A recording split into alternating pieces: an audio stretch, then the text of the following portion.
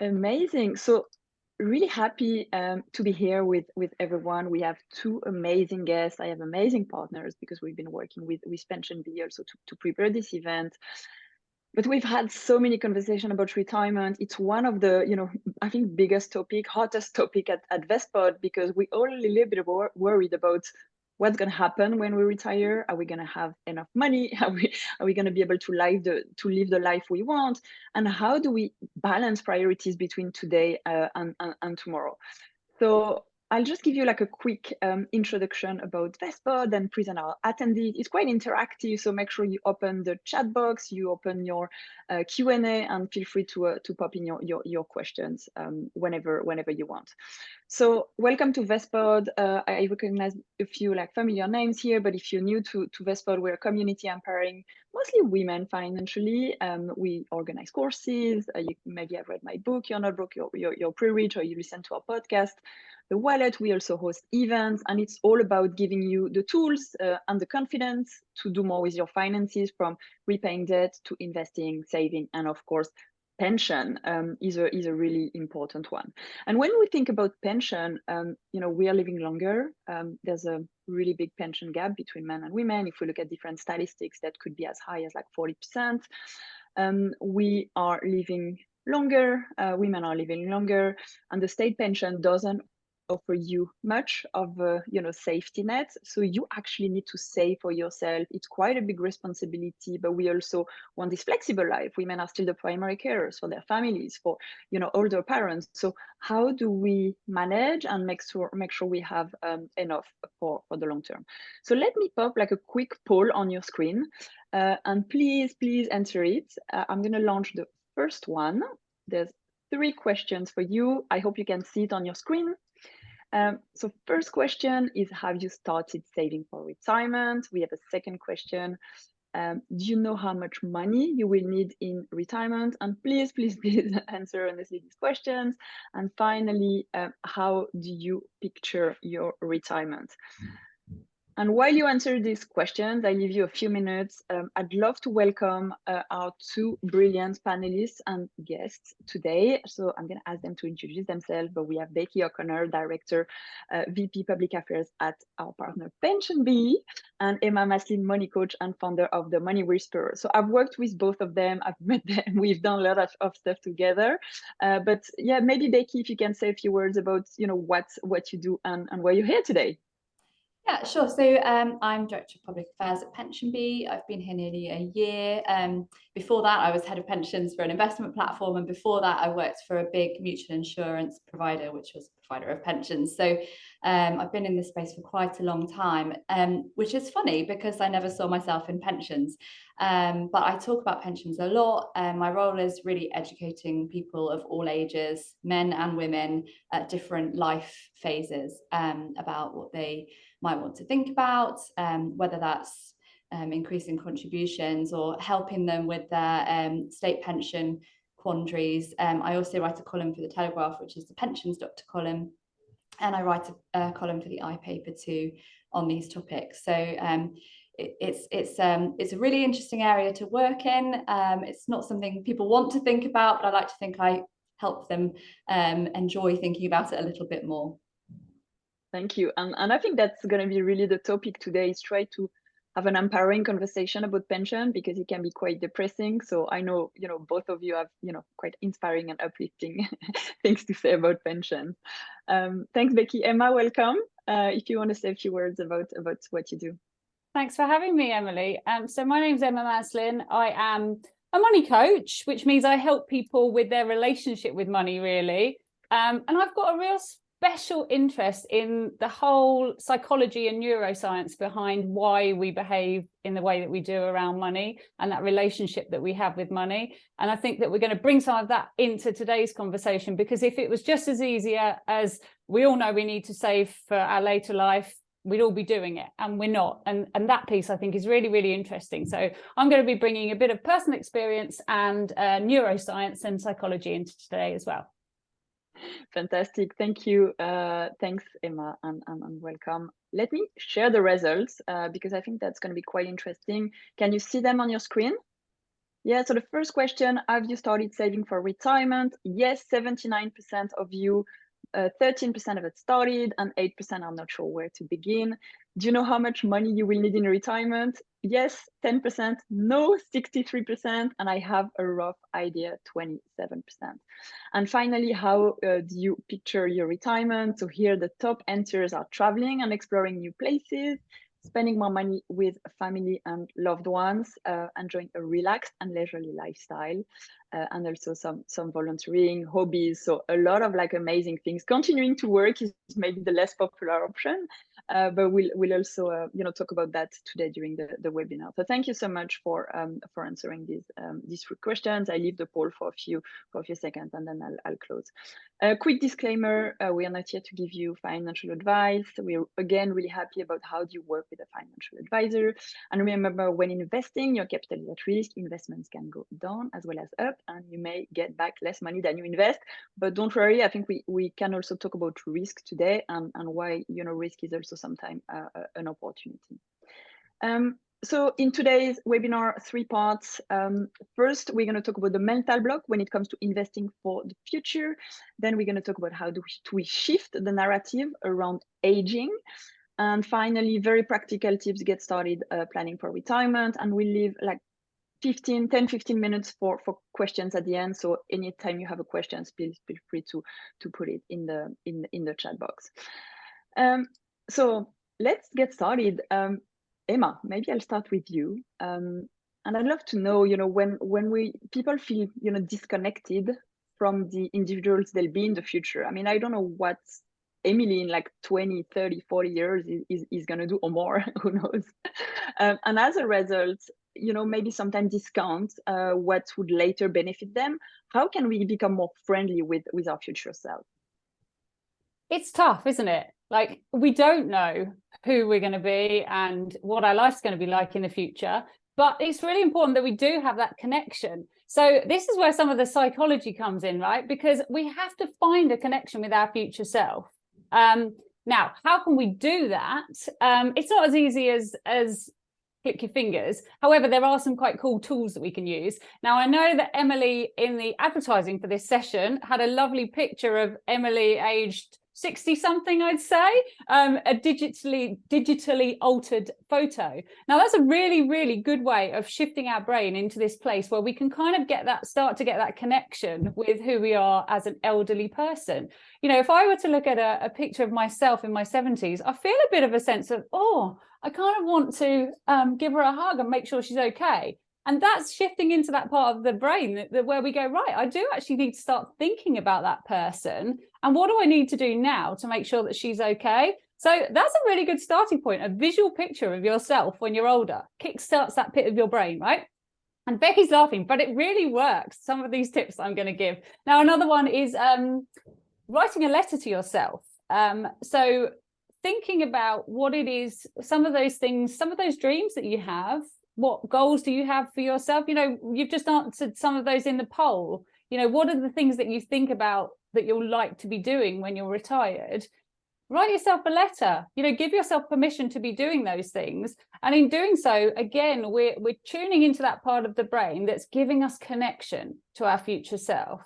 Now, there's lots of research that's been done that sort of shows that if we start thinking about ourselves and we can't connect, we connect with ourselves in the same way that we might connect with like a politician or someone unfamiliar to us. But we need to start building those connections. So that's what's really important. So that's a couple of little tips to just get you in the right frame of mind, because it's that connection that will then kickstart the action taking. I love this idea of the letter. I mean, yeah, I put a picture of myself age maybe 70 on everywhere on the internet, but I think it was a good eye-opening exercise, and a lot of apps and AI now can help you do like anything, like create a movie about your life in retirement. Becky, I wanted to talk a little bit about retirement and how do we approach this retirement. And when we think about retirement, it's usually quite, chronological concept of age. I don't know if you've read this book, The 100-Year Life by Andrew Scott. There's also a really good article in the FT that we can share after this webinar. But there's two ways to look at, this concept of age. There's the prospective age. So how many years you've got to go. So if you're 50 today, and if we have a life expectancy of, 70, that's very different from someone who is 50 and has a life expectancy of 90, of course. And then there's the biological age, which is just your health and how you're aging. And we can influence how we age, and we can see that in a variety of ways. So Becky, can you remind us what the state pension is and how that differs from retirement age, if we really look into, practically where am I going to get some money from? Yeah, sure. So I think you've touched on some really key points, which is that life isn't really linear anymore. You don't work and then stop working at a certain age and then just, live off your retirement income forevermore. People tend to dip in and out of work throughout life, even when you're younger, for children, for caring for other relatives. And then eventually, you might want to go part-time, then you might find another job that's more fulfilling and go back up to full-time. You might have a huge realization that you don't actually have a big enough pension pot when you reach age 55 and work more, having scaled back a little bit. So there's a lot of moving parts, and part of the reason for that is to do with when you can start to access both your private pension and your state pension. So you can, thanks to pension freedoms, which were introduced several years ago now, you can access your private pension pot from age 55, and you can take a 25% tax-free lump sum, and you can start to take an income from it at that age, should you want to. That's really quite young. It's actually going up to 57 in 2028. But in terms of like retiring, that would be considered pretty young. I think the typical age for retirement is 64. The ideal age, according to a PensionBee survey, is 60. So we still aspire to retire earlier than when we get the state pension, which is currently 66, and that's rising to 67 from 2028. So you can see that there are stages before you reach the state pension entitlement age where you might have to start making some decisions about what you do with your private pension pot, whether you're still needing to be in a phase of accumulating it, which is building it up through work, or whether you are in a position where you could start drawing some of it down. And there's also not just your own needs to take into account. Very often there's the needs of children, and often adult children are around the same sort of age of, first-time buyers. Coincidentally, at the time that lots of older relatives start to be able to access their pension. So there's these other possible draws on any pot of money that you do have that may not be just your own retirement income. The other thing that you mentioned is the 100-year life, and that is very interesting. But I would also say, there's a huge amount of inequality in healthy life expectancy, regionally. An awful lot depends on your own health and well-being and those around you as to whether or not you can enjoy that 100-year life, or whether or not you will actually have a 100-year life. And of course, there are some huge unknowns when it comes to pension planning. And the biggest is we don't know how long we're going to be on this planet. And, working with that big unknown, we can do lots of things based on probabilities. I mean, there's a really strong probability that all of us on this call will live till our mid-80s. That's just on the basis of life expectancy for women.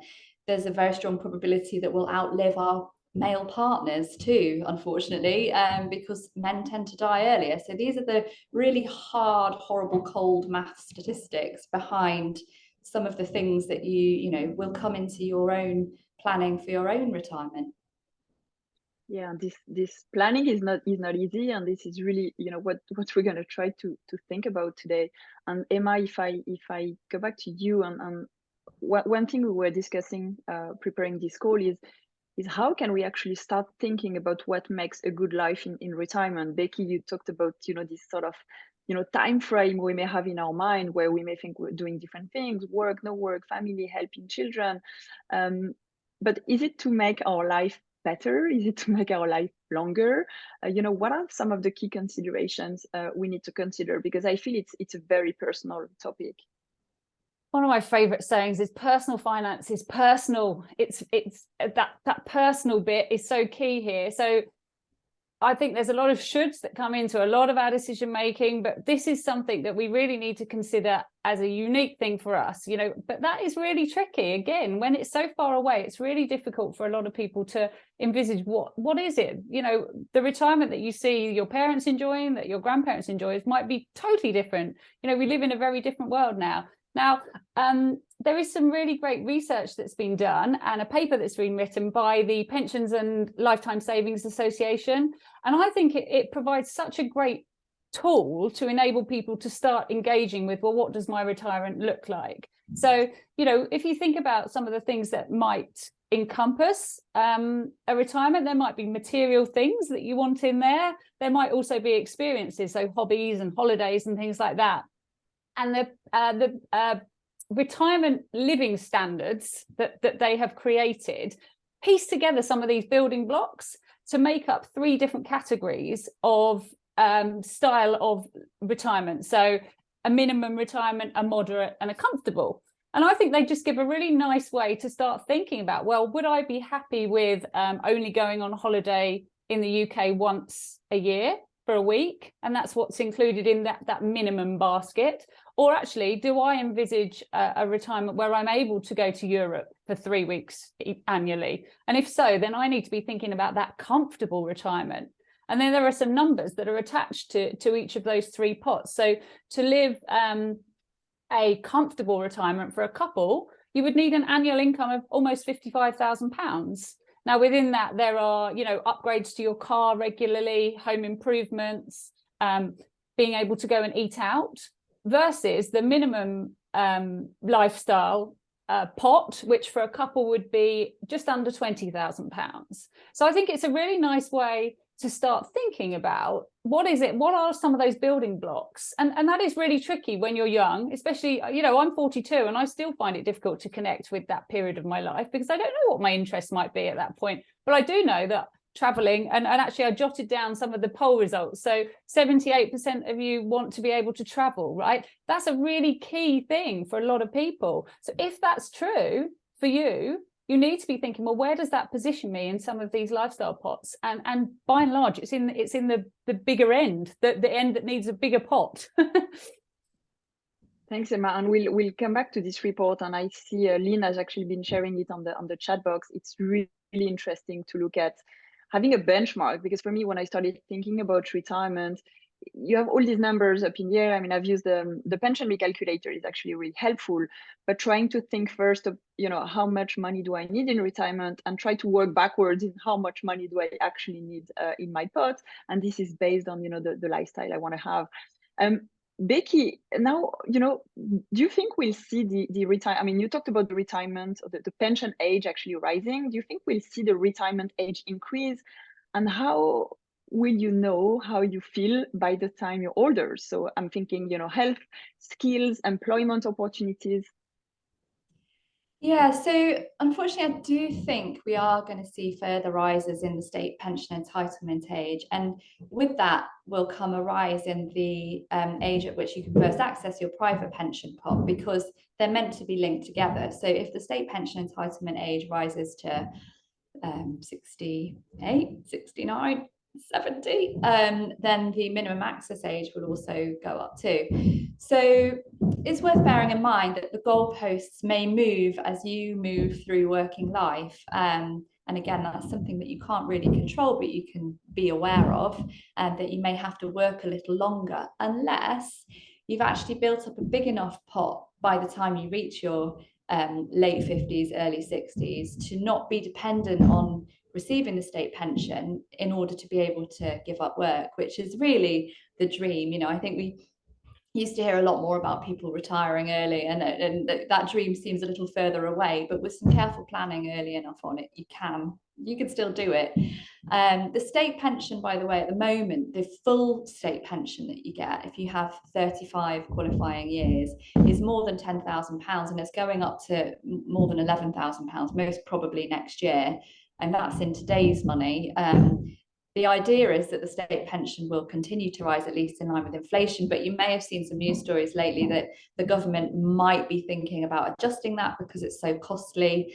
So if we don't see rises in the state pension entitlement age, we may see a reduction in the generosity of the state pension to kind of make up for that. So it's very difficult to decide, you know, what would be better. Would I rather have it early and have less of it, or would I rather have it later but it be better, you know, a bigger proportion of my overall income? And of course we don't know the answers to those questions, but just as a guide, you know, most people do get some state pension. You have to have a minimum of 10 qualifying years to get some.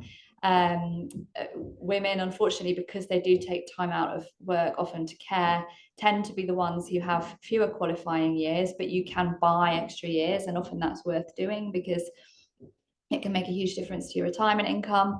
People are quite dependent on the state pension for a large proportion of their overall retirement income. So in terms of averages, for what they're worth, because none of us are average, as Emma was saying, all of our finances are very subjective, but the amount that most people retire with in their mid-60s is just over £100,000. That at the moment would buy you an income, and we talk about buying an income because you buy something called an annuity, or you can do, and that is— Sorry, Becky, excuse me, but we hear a lot of background noise in the room. So sorry. It sounds like a herd of elephants is about to come crashing through the ceiling in the office. It's amazing timing for the webinar. And unfortunately, I think that's a completely different office, so I can do absolutely nothing to stop them doing it. So I'm really sorry if you can't hear me. Sorry. Emma, do you want to take over, and then maybe when I come back in, they'll have stopped moving all the furniture around? Maybe let's try to do that, Becky, and we give you like a few minutes to see if they stop, and then we can catch up on these numbers. Emma, if we just talk a little bit about changing attitudes to aging, when we look at some analysis by WHO, it shows that negative or ageist attitudes towards older people are widespread, and they also negatively affect older people's physical and mental health. So fully 60% of respondents in the World Value Survey, again, I will share that, reported that older people are not respected. And that's a big thing when we think about retirement. So how can we shift the narrative around aging to view it as a positive stage in life? Lots of the work I do is around how can we shift these kind of beliefs or these thought patterns that we have, these narratives that we have.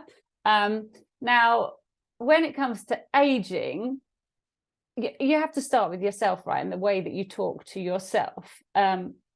You are never too old to do anything. And one of the easiest ways that from a psychological perspective, we can get to change our narratives is to look for the evidence that is contrary to the narrative that we have. So where are the examples of people who are elderly, who are doing amazing things? Who are the women out there who have maybe changed careers and done amazing things at a time in life when we would be thinking they should be putting their feet up and playing a round of golf?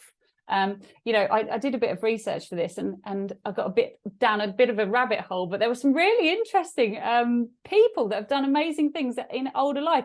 Did you know that Colonel Sanders, who set up KFC, didn't set up KFC until he was 65? Pretty amazing fact there, right? But there are loads of people, there are people who have climbed. There was a Japanese man who's climbed Mount Fuji 100.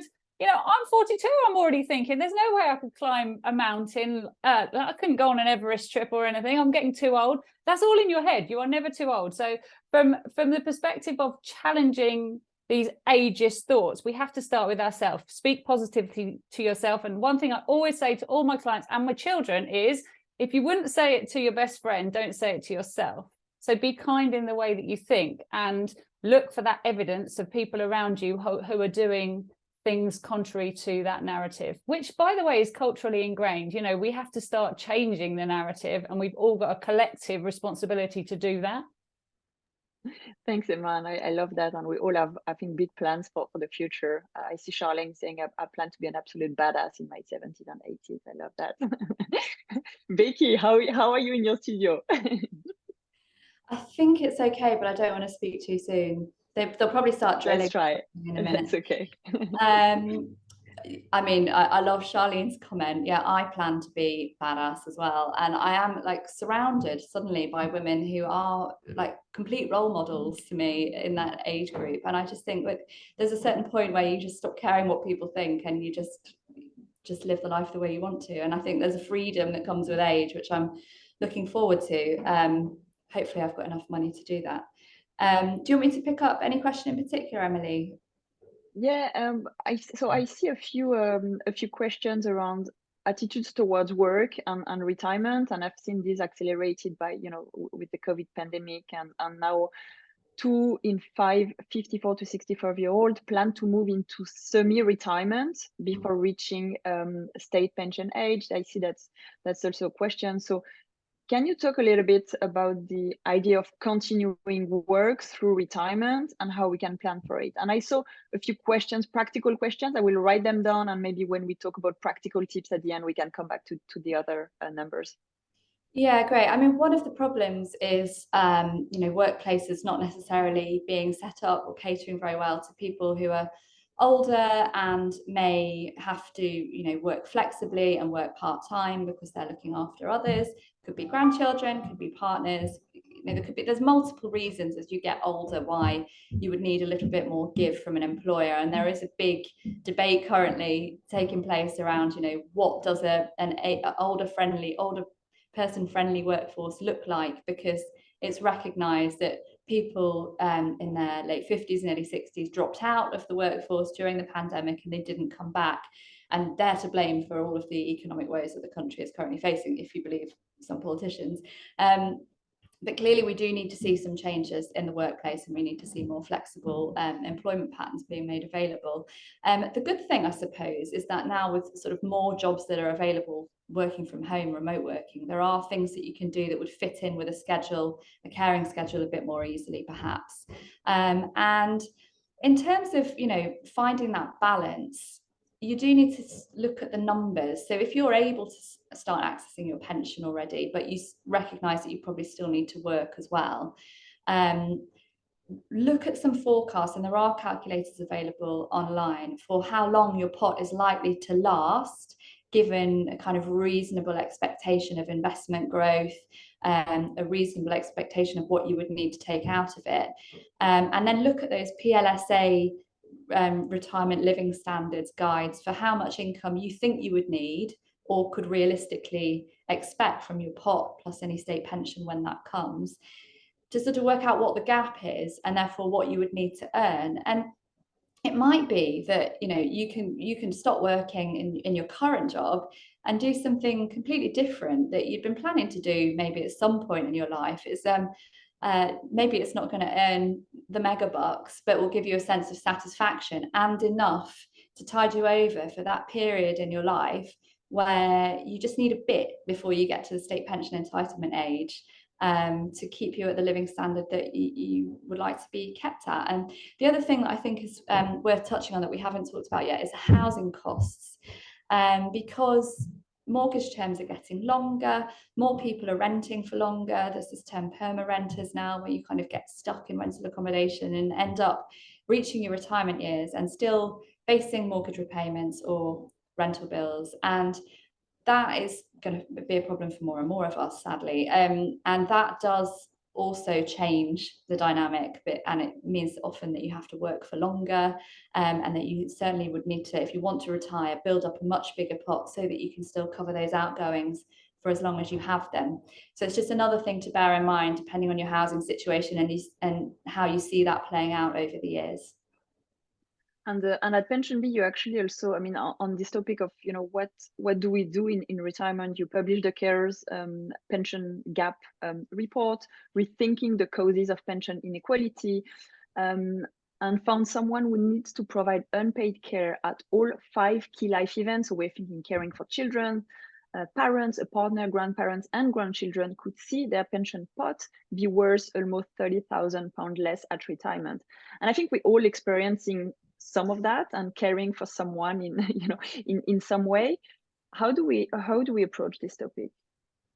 I think expect the unexpected, and just be aware that, you know, even if everything's going great guns, I said I wasn't going to be depressing today, so I'm going to just wrap this point up quite quickly. But if everything's going great guns, your career's amazing, you know, you're putting loads into your pension, 15-20% bonuses are going, you're doing all the right things, that's brilliant, and keep doing it. But maybe when you're forecasting for how long you'll be able to keep riding that brilliant wave for, just think about things that might blindside you at some point in the future sooner than you're planning. So, you know, in my ideal world, I'll be healthy, I'll be working till I'm 70, I'll be earning well until, why not 70? Why not? You know, if the world is no longer ageist by the time I get there. But of course, things will change. My kids might have kids. I might be on the hook for looking after them. I probably will be, because childcare will be so expensive by then. So I think factor in these kind of known unknowns and potential dips in your ability to build up your contributions as you get older. Thank you. And Emma mentioned earlier that it's personal, and we all gonna have a different journey. And actually, Emma, I wanted to come back to you and you know, when we look at, you know, people living on their own, they will spend on average 92% of their disposable income, compared with household, or like 2 adult household, who only spend like 83% of theirs. So people living alone are more likely to be renting and feel less financially secure than couples without children, with fewer reporting they have money left over at the end of the week or the month. So I wanted to share maybe your own experience with you know, your financial well-being and retirement, and maybe some of your clients, because we're all going to have very specific challenges, and this can change also over the course of our life. So how do we sort of integrate this topic of pension quite early on? Well, it's what you bring up here is so interesting, because I think that, you know, there are challenges for everybody at the moment, and it's easy for us to sit here on this webinar and say, right, we need to get started early and we need to be paying into our pension, but there are challenges around our finances. We've got a finite amount. Where do we put it all? And for those people who are single, as you've highlighted, there's less available in the pot. So what do they do? You know, to really ram home the point here, I think we do need to encourage, the earlier you start, you know, the less you actually need to contribute, because your pension pot is growing, it's benefiting from compound interest, which is that snowball effect where it grows and grows over time, and time is the biggest influencer that helps your money grow with compound interest. So the earlier we can start, whether you're in a couple or whether you're single, the earlier you can get started, even if it's a small amount, just build that habit and get contributing. Now, some of the points you've mentioned there, just to give my own experience. So I have had time out of the workforce to raise small children, and then I went back part-time, and I'm now self-employed. So and I'm married. And during that time, my husband's career has continued on its trajectory, and he's now doing much better than I am, if you like, financially, when it comes to my pension pot. However, I view our pension pots together as a pot, but that comes with its own kind of risks, in that if something were to happen to our marriage down the track, you know, 1 in 2 marriages end in divorce. We're quite happy at the moment, but, you know, to give you a picture here, for people that end up separating and divorcing, and becoming single, it can be a really worrying time if they haven't been focusing on building their own pension pot. However, the one point that I really want to focus on here is that pensions can be an absolutely huge asset, or one of your biggest assets in a marriage. That and the home tend to be the biggest assets. So don't ignore a pension if you are separating from a partner. It's really important that you get financial advice, legal advice around a pension sharing order. So that's a legal term. They will look at the pension pots that have been built over the marriage, and they will work out what is equitable for you to take away from the marriage. Now, that's something to really be aware of, because I think a lot of women are so focused, if they end up in that position, on, you know, I need a roof over my head and I need somewhere for the children to be safe. And that's our nurturing qualities showing up. You know, we want to make sure that ourselves and others are safe. However, you need to put that oxygen mask on for yourself financially as well. And making sure that you have proper advice around pensions is really, really important. And thank you. And I see a lot of questions around, you know, how much money now do I need in my pension? How do I maximize my pension? So if we go now more into like really practical tips on, you know, I need the money. How do I get started today? Maybe Becky, I can ask with you and ask you, you know, how do we calculate how much money we need in retirement? And what are the different ways we can start planning? So do I need to do it myself? Do I need to go through my, you know, workplace pension? Maybe I have an independent financial advisor and get to that number. Yeah, I'm always quite wary of giving actual hard figures, even though that's what everybody wants, because they want that target pot, because a lot changes. So for instance, at the moment, I mentioned annuities earlier, they're really generous rates right now. So if you have a pot of £100,000 after you've taken your tax-free income, so it would have been 130, just over 130,000. After the tax-free lump sum has come off, you've got £100,000 left. That can buy you about £7,500 a year of income at the moment, because annuity rates are so high. But if you'd done that just a year ago, or maybe a bit before the mini budget last year, that would have bought you probably more like £3,500–4,000 a year. So you can see that if I said, you know, aim for a pot size of 200,000, it'll give you £15,000 of retirement income a year. And then when you actually retire, that is completely different. You'd probably be a bit annoyed at me. So that's why it's useful to have these sort of amounts in your head and what they will do for you now, but that may change in the future. The other option besides annuities is flexi access drawdown. And that's when you have your defined contribution pot, which is what most workplace schemes offer now. And you can access it and take income from it as and when you want. Now, when you do that, obviously that pot gets smaller, but if it's still invested in the stock market, it has a chance of growing by enough. And you know, over the very long term, equity markets have kind of averaged around 5% a year. So just to give you an idea, it might not be again when you actually come to retirement. But you can sort of work out then, okay, well, if I take this amount out, I can see that my pot's going to go back up by that much. So it's not eroding it by as much as I'm taking out because of investment growth. So that's another thing to bear in mind. Like if you take an annuity, that whole pot, it loses the ability to generate investment growth because you've bought an annuity with it. If you leave it invested in the stock market, it can still grow over time if investment markets are growing at that time. So that's just another variable, I suppose, when working out like how much exactly you need.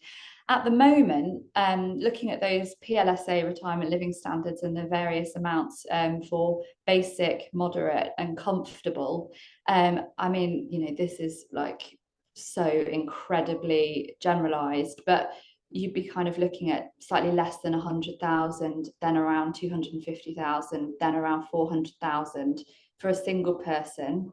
But again, it depends on how you take the money, whether it's an annuity or drawdown. So, but just to give you a rough idea. And then, you know, then there'll be the state pension on top. So when you're thinking about how much to take out, if you want to retire before you get to state pension age, then you need to cover all of that from your private pension savings. But then you'd need to withdraw less once you're able to start taking your state pension. So that's something to bear in mind too. You don't have to keep going with the same amount throughout the whole of your retirement necessarily. So I hope that helps a bit. Happy to cover any more of the questions on the specifics of investment. I saw there were a few on, you know, how to invest, which I'm happy to cover as well if it's helpful. Yeah, please, let's do it now. And I think it was great to have a benchmark. And again, this is so personalized, but for me personally, even using a simple calculator was really helpful, and including or not the state pension, and try to have an idea, you know, based on like a lot of assumptions. Of course, if you work with a financial advisor, you'll have like a much better and precise idea of you know, where you get to with your pension pot. But yeah, I'd love to I mean, you know, investing is really at the core also of, you know, what we do on educations, but in like maybe a few minutes, maybe looking at your existing pension or setting up a pension, how do you start and pick your investments?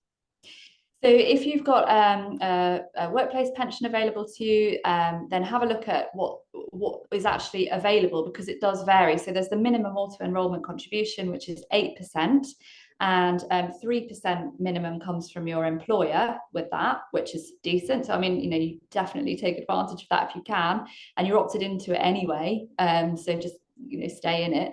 But sometimes employers are even more generous, and they would put in they'll double match your contributions up to a certain maximum. So depending on the generosity of the scheme, you can end up with quite a lot going into your pension at a relatively low cost to you in terms of what you're giving up from your income now. So do check out the terms, and if you're able to increase your contributions up to the maximum and you get double matching, in terms of your retirement outlook, it's an absolute no-brainer.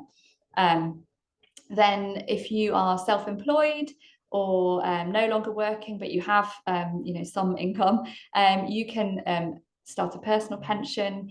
If you're not working, you can still put money in and benefit from tax relief. So you don't need to actually be earning to benefit. It's up to a maximum though. So you'd put in 2,880 a year yourself, and that would be topped up to 3,600 if you're not earning. So that's just something to bear in mind. It's quite good to know. And with personal pensions, if there's no employer contributions going in because you're self-employed, you do still get tax relief, and that would be added at the basic rate if you're a basic rate taxpayer. But if you're a higher rate taxpayer, you would need to claim the rest of it yourself through your self-assessment tax return. A surprising number of people forget to do that, and it can be quite a lot of money if you're a high rate taxpayer paying quite a lot into your pension. So just bear that in mind. Only the basic rate is claimed automatically for you in that instance. And you talked, Becky, about the state pension, and if we look today, the full new state pension is about £200 a week. And in order to actually get this state pension, you will need to have national contribution for 35 years. And Emma, I wanted to come to you and ask you, what about women who will maybe have drops in employment? And I see actually a question of what happens if I haven't been working for a long period of time? What can we do to sort of protect also the state pension? Because even if it's not a lot of money, we can still rely on it, hopefully. Sure.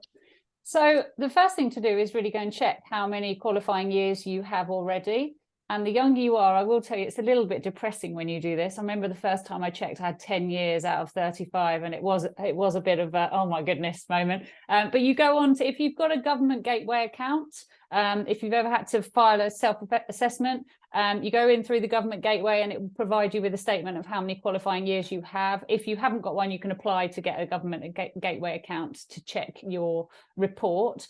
So that will tell you how many qualifying years you've got. It will also show you where your gaps are. And as Becky mentioned earlier, you can pay to fill gaps.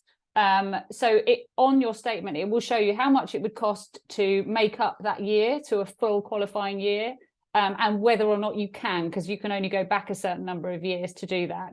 Now, the other important thing on this is for women especially, well, it applies to both men and women, but women as the primary carers are the ones that tend to give up paid employment while they're looking after small children. Now, it's really important that you sign up for child benefit, because when you sign up for child benefit, you are registered as able to get what are called national insurance contributions. No, not contributions, credits. So when you pay through your PAYE or through your self-assessment, if you're self-employed, they are contributions, your national insurance contributions. You can also get credits if you're not working. And if you are signed up for child benefit, you will get credits until your youngest child is 12 years old.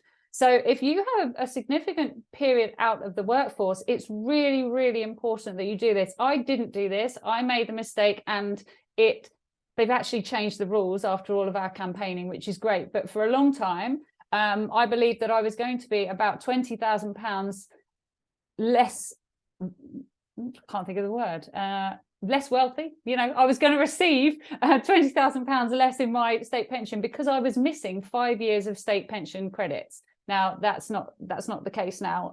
I'm going to be able to claim them back, as are other people that are in my situation. However, really, really important, when you get that form for child benefit, even if you are not eligible, and that's the key thing here, a lot of people will sign up for child benefit because they want the child benefit. However, once you reach a threshold, you're not eligible to receive it. It's important that you check in, that you apply for it, but you can just tick not to receive the child benefit to make sure that you are eligible for those national insurance credits. Thanks, Emma. That's super helpful, because I mean, I also didn't know it a few years ago, and I, started, registering and claiming my, state pension forecast. We'll share some of the links from the government website for you to, to check your benefits. Becky, I saw some questions about that, and that's something we discussed also before the session. But we talk about pension in silo, but actually when we think about retirement, are there other ways that we could start planning, or is it pension? What about stocks and share ISA and other financial products? Even if I know you're a fan of pensions, so that's a tricky question.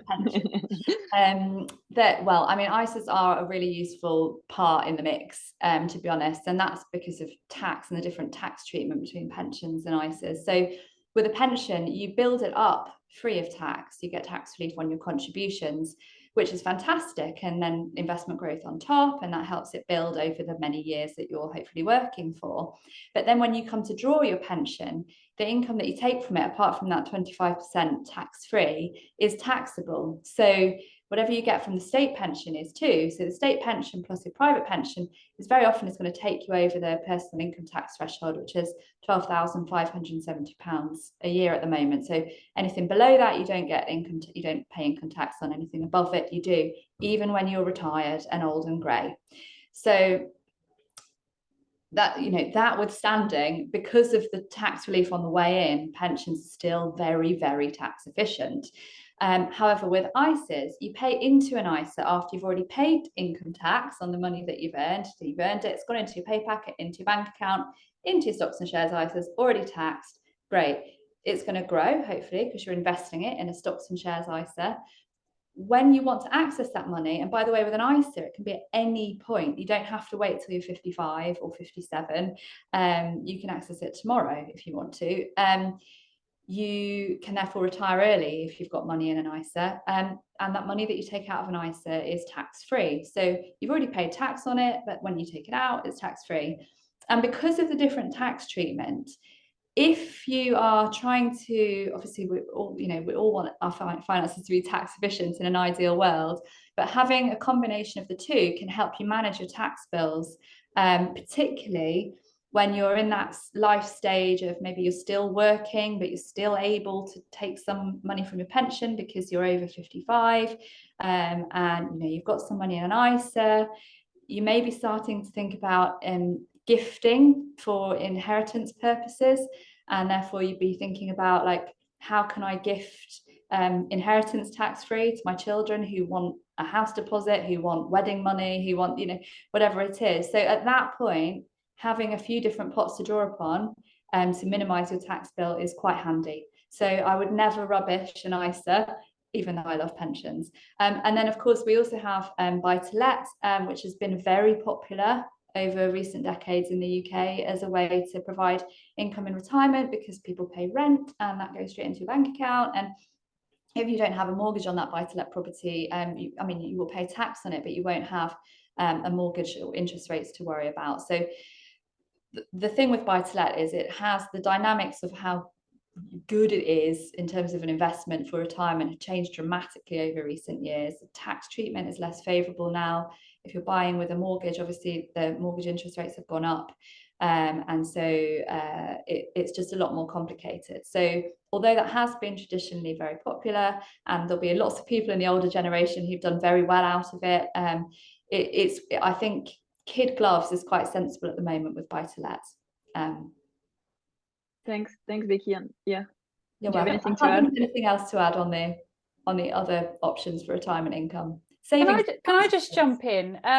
Just to quickly mention the lifetime ISA. So with a lifetime ISA, for those youngsters in the audience today, the under 40s, It's a subset of the ISA, only available to people between the ages of 18 and 40. You have to be between those ages to set one up.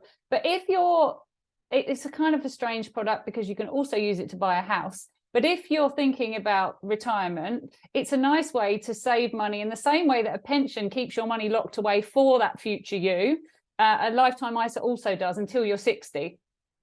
So it's another option to think about. It has the tax benefits that Becky's just talked about. It's in reverse to your pension. It's also available to you potentially 6 or 7 years earlier than the state pension as well at the moment. Who knows what might change in terms of those goalposts. But it's definitely another one to think about. I'm very much of the opinion that this word diversify has to come into everything when we're talking about personal finance, and the more variety you can have in what you're invested in, the more options it gives you when you come to that point in time. That right now, we don't know what that point in time is. If you want to retire at 55, you need to have some ISAs. If you want it to be earlier than state pension age, you've got to have personal pensions and other options available. So the more of those we have, the better those options.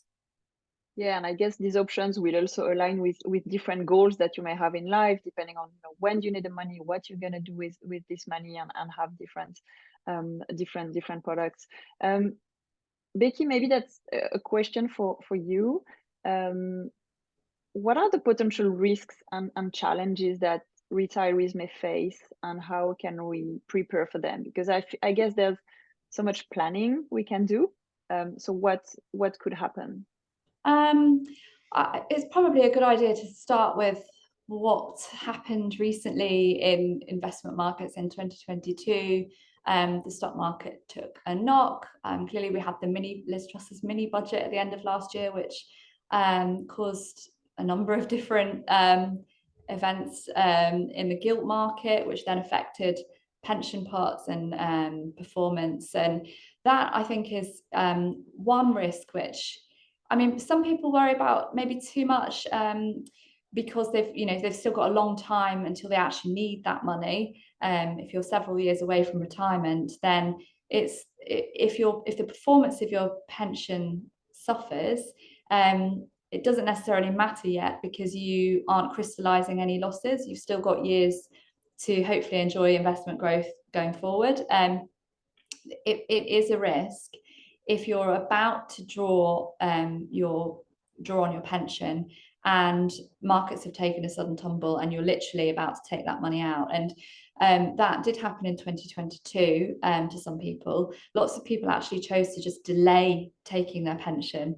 They worked for a couple more years, or they just didn't crystallize that loss at that time because they were hoping that markets would recover. And markets have, they have improved so far in 2023. Which is really good, but depending on the mix of investment that somebody would have had, it might not have been enough in all cases to bring it back to where it was before the kind of poorer performance of 2022. So I think investment loss at the point at which you're about to start drawing from your pension, particularly if you're planning on taking quite a lot out or buying an annuity with that pot, is a risk. But there are things that you can do to manage that, such as working for a bit longer, such as only taking out a small amount and leaving as much as possible invested so that it still has a chance to grow as markets recover.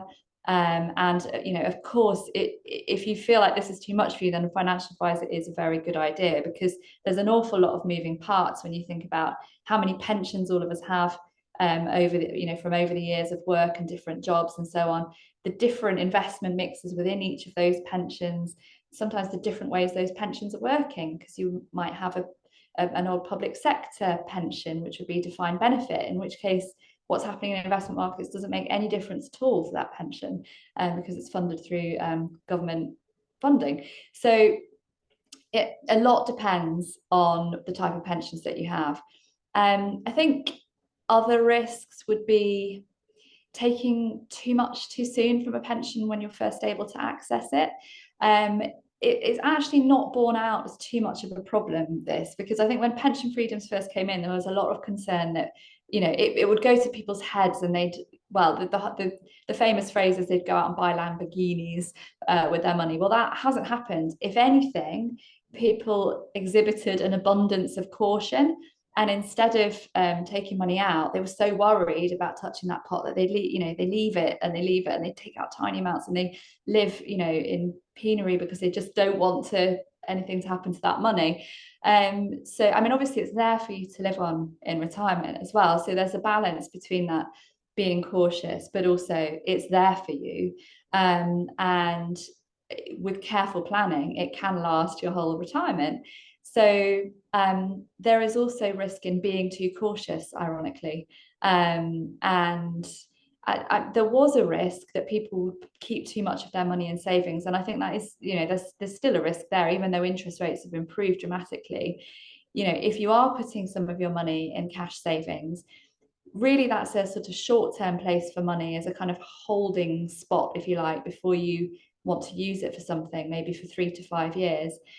Rates are better, but they're not universally better. So if you have money in cash savings, and it's quite a lot of money, make sure you're getting the best rate possible over the most appropriate term for that money, because you could still end up in 0.1% accounts with high street banks, which is crazy if you think about it. Now the base rate's over 5%.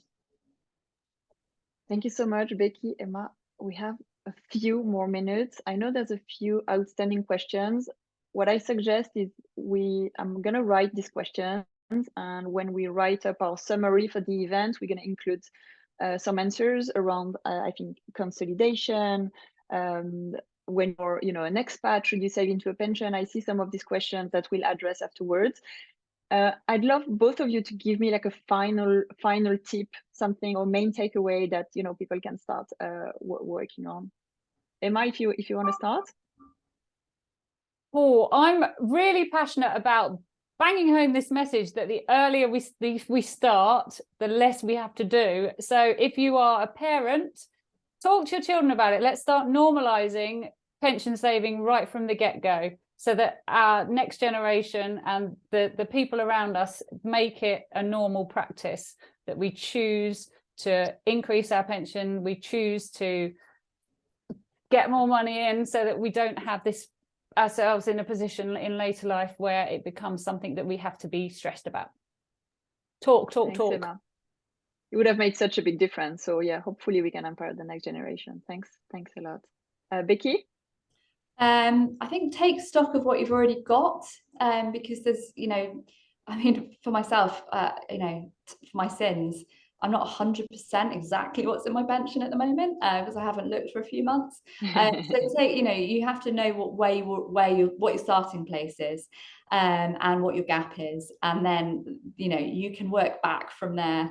But I think it's just knowing where you are now, which is a really, really good first step. And then if you need to increase your contributions, then and you can obviously, then just feel comforted that even a small amount monthly can make a really big difference ultimately.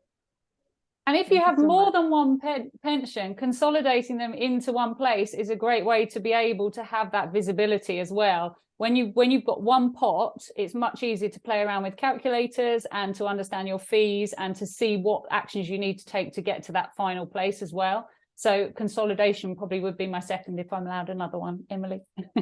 You are. Thank you so much. Thank you. Thanks to both of you. Brilliant. Lots of tips, lots of advice. I'm going to launch like a final quick poll if you want to stay for just a few minutes. How do you feel about retirement after today's talk? Hopefully you feel a little bit more prepared. What is your next step in retirement planning? And if retirement were a destination, which one would you pick? So I'll just leave a few seconds. We will write, I think over the next, someone is asking, when will this be, available? Adeumi, thank you. We'll share next week, in the next, beginning of next week. We'll have the podcast episode, we'll have the recording, we'll have a, a nice article with a lot of information for you. And, you can always reach out. I'm going to share in the chat box the links to reach out to, the three of us, website, PensionBee. I guess LinkedIn is also a good place, and let us know if you have any more questions. So please let the poll for a few more seconds. Let's see where you are. Okay, I'm going to end the poll because I'm sure you all need to go at some stage. Let's share the results. How do you feel about retirement, about today's talk? Still uncertain, but motivated to learn more, 49%, that's great. And 33% more confident and prepared, fantastic. What is your next step in retirement planning? 51% review and adjust current retirement strategy. That's amazing. And then we have start or increase retirement savings and seek professional financial advice. And if retirement were a destination, which one would you pick? A tropical beach paradise, of course, that would be amazing. Anywhere, as long as it's friends and family, and then road trip, cozy cabins in the wood, bustling city, and I'm sure a lot of other nice things. I'll just put our contact details if you want to reach out. But thank you so much for joining us today. Emma and Becky, thank you. There's so much, knowledge and passion around this financial topic. So thank you for your enthusiasm and, inspiring tips today.